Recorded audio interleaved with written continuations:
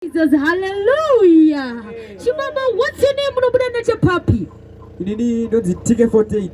Nobody compare. Right, Baradokos not tangira shout out to Chillspot Records. Chimama, what's your name? No brother papi. My name is Remedy Vibes Sergeant Ngoma, yaman. No buda neba Tony's bag yaba. Chindane witunguiza yaman. Respect, Chins wake up boys. Do not move from before for Nike. DJ Gunz, no time to waste. Remedy Vibes again. Chinefa goro. Na wana.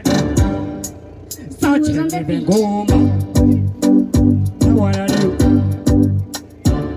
Ade ponduke moto ebepa moto weken duru asisi kumisa mambo vitanduru safeta unomanya ndauya kanduru kura makwaro atiyo bayepa Akenenda timo tanzi unobadana mama ambiri beva kuru nutufukama kumbira ukope kubari tibesama ne kopunguma tukwana papa yo amize TK 48 akenenda ken kubiza fura sankizwai Nawana dem 48 kandapinda mudanzi nipewa munu kote kundipa chumpanzi ichimani ndo chisika konzi kujizura ponzi oponze masponsinzwa alinasikirinda kukirezo uneshuwa ire kuti muno kuba popo doro bayeke muri bafeka jombo kapezi masipoti kenyu ngoma zangu dzakareba kuita kunge maflats uyu ane gandari ninge dewerekasi wongutete uya kumasports asi ekutamba manhasi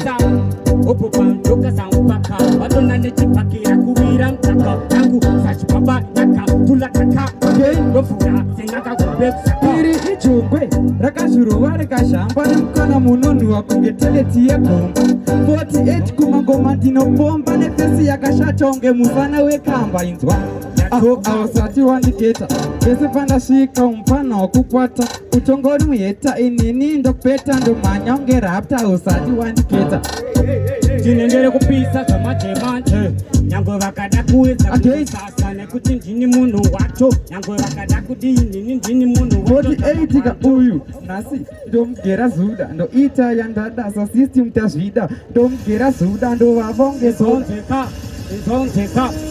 inokunhongesa hopu zachoka pampaka wapozwa nechipakira kuwira mtaka yangu sachibaba inaka tula taka hombe ndovhura seng'anga hombe kusaka watanga iperi zvakanaka mapanga ndakarota ndimire ucheka ndadzoka salazaro saka wafa tandikira kwandiriziva kuenda unofa mazvipira here naimepo muneshuwa here kuti mubuda popo dorova yeke muri pakupfeka jombo akapedzi basa kenyu tambo anopedza basa ndizuva natembo tatiroko nemasati mutongo mukapapa nenzara zakatoko mutango